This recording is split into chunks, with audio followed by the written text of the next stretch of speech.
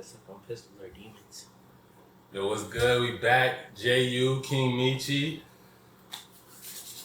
I said I got my Hawaii hat on. Shout out my Hawaiians, man. Fuck with y'all. Have you ever been to Hawaii? Yeah, I've been to Hawaii. It's a beautiful place. I love to go back. Damn. How was it? Like, what's different? What's different? Like, are the women bad? I was on a couples trip, so I wasn't too worried about the women. I said they had some nice bodies, nice international bodies out there. It's really just the land and the air is much fresher, especially, I don't know where y'all at, but if you're in the United States, you know what I'm saying, we got a lot of pollution and shit like that. And it's just real clean out there. That's what I say. That's probably why they want to keep us away from it. Yeah, that's why the tickets cost so much and all that shit. But today, me and Meechy, we talking about weak niggas, you know what I'm saying? Pussy niggas, you know what I'm saying? The niggas that's on the couch rubbing their beer bellies at the end of their long day working at a shitty job, and they hop on video games or sitting on the couch with their thumb on their butt watching football or basketball for the rest of the evening, you know what I'm saying? Just the weak niggas, weak men in general, you know what I'm saying? I don't even want to call them men. I was going to say that was a crazy statement. That was a good way to start off with. But like, I was listening to somebody who was talking about like how like you've been like people who watch like games, like sports games, and like dictate like their whole day on it is like weak in general.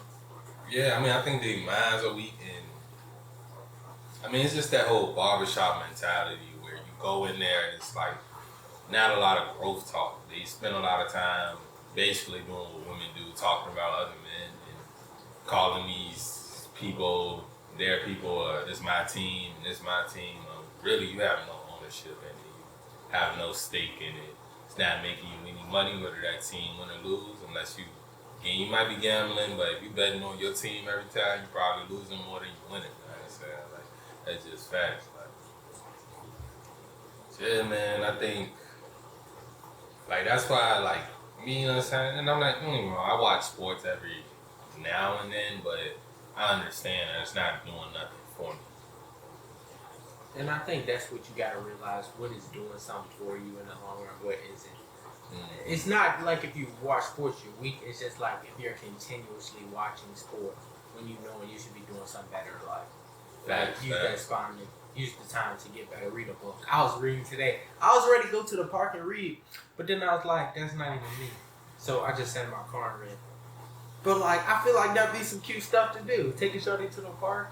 Yeah, that, like, I say that's better than taking her to a football game where you sitting in the nosebleeds and y'all cheering on other men running, and then you got another man's name on your back while you're doing it. You know what I'm saying? Like, that's terrible. Nah, that is crazy. When you put it like that, it is very crazy. Same thing going to concerts and stuff too. That's just how I feel. Like, I don't think you should spend so much of your time cheering on other men when you could be working on yourself. That is true. And then you can be the one there cheering. Like, they're cheering on. Definitely. But like, hey, we need people like that. Like, if everybody could do it, everybody would. Like, if it was easy, everybody would do it. So I kind of feel like it's the same way. You need people. You need fans. You need some fans. You need a couple haters in your life too, but you definitely need some fans. Exactly. And but it's like that fan mentality, like, it translates into people idolizing people, not even knowing what they stand on. You just like the way someone dribble, or you like the way they run the ball, or like the arm strength. But at the end of the day, you don't know what's really going on with people outside of that sport. So it's just something to be like aware and mindful of while you're having these conversations, really gossiping with other men about other men. Is that you also need to be working on yourself. You want to be the person people are talking about, not the one talking about people all the time. And that just kind of leads into what I was going to bring up next, as far as like how to level yourself up as a man. We you tend to, well, most men tend to move through life lethargically, not really trying to, like, it's different games. You got Grand Theft Auto, you got these MMOs and these games where you level, you spend time grinding, clicking the same button, and trying to level up your character. And that's how you need to treat yourself in real life also. Sometimes you're going to have to keep lifting that same weight over and over till you get stronger and building up your strength attributes, your real life strength attributes. And you might read the same book multiple times, just catching stuff that you missed, increasing your intellect, increasing your vocabulary, and things like that.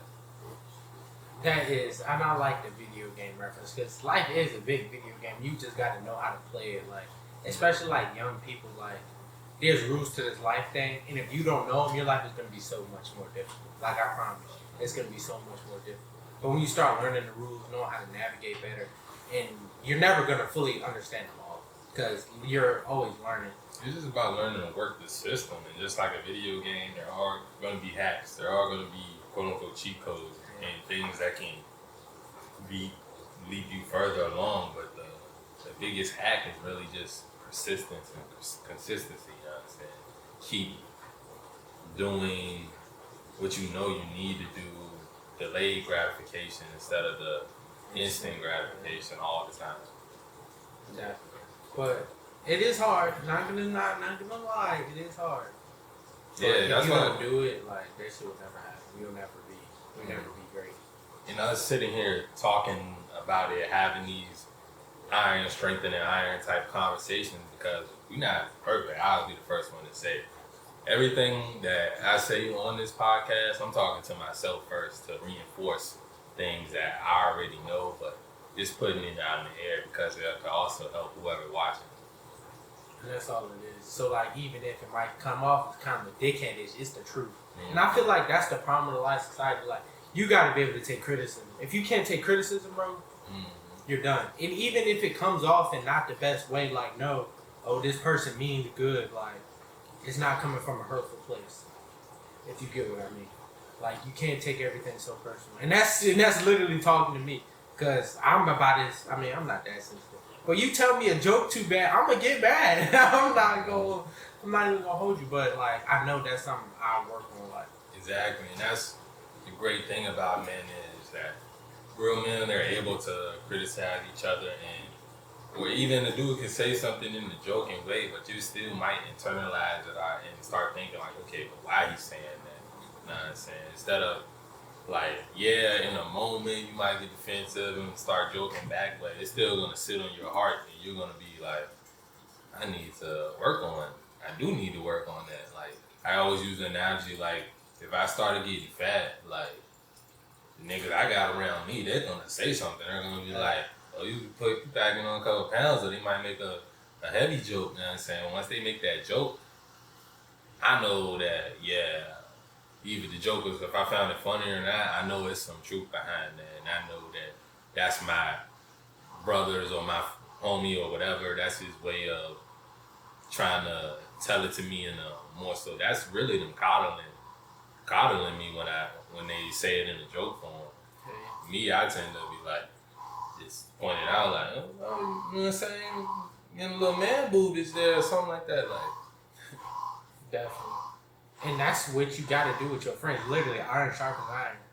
Straight like that. But also tell them when, like, shit doing good. Especially if they're doing both. Like, they gonna tell you if you fat. But if you looking good today, be like, hey, you look good. Like, you know what I mean? Like, boost each other up, too. Don't get me wrong. You got to help your brother.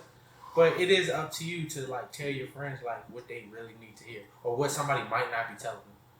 because you can be on self-improvement all you want, but if you have a group of friends that aren't, they're always going to be either, that's what goes with anybody in your life. It's never a stagnant situation. Anybody in your life, they either dragging you down or pulling you up.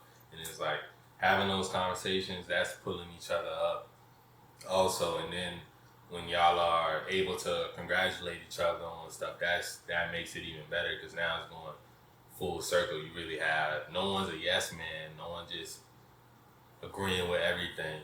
because you need to be disagreeable. I don't want a bunch of people around me that's agreeing on everything I say, because sometimes I will be wrong. Yeah. And that's the thing. Everybody's gonna be wrong at times. And if you don't say anything, you're not being a good friend. Like, and I feel like that's a lot of things. Like, even if you know your man's wrong, like he ready to cheat on his girl. Like, I can tell you, hey, you dead wrong. You dead wrong for doing that shit. But at the same time, like, I might not try to stop you either. But I'm gonna tell you, like, hey, you're wrong. You shouldn't be doing that. Blah blah blah. But black men don't cheat. And it's all about finding. Also, it's about timing with stuff like that too, because you don't want to, like, of course, like, say that situation you just said, you're not gonna say that in front of his girl, but it's just like a correct your friends in private, not in public type thing. You know? Unless they just shit off the wall, then in that situation, you drag their ass out the public and take them to the bathroom or take them here and like, yo, bro, you're tripping. But just try to keep it outside of the public. That's a big thing. Yeah, because it will. Like, bringing it to the public, you're allowing other people's opinions and shit to get in the mix when egos. Yeah, and it definitely affect the man ego. Definitely. Like, if you're around a bunch of shawties, you don't want to be like, hey, like, your friend acting a donkey. You don't call him out right there in front of the shawties. That's larceny. You might be like, hey, police, like, what you want? Or hit him in the group chat. Literally, text him. I know y'all on y'all phone. Anyway, y'all texting each other. Anyway, you might as well, like, hey, chill. You scaring the shot? Simple as that. You can't scare the shot. Boy, scaring the hoes, bro. Literally.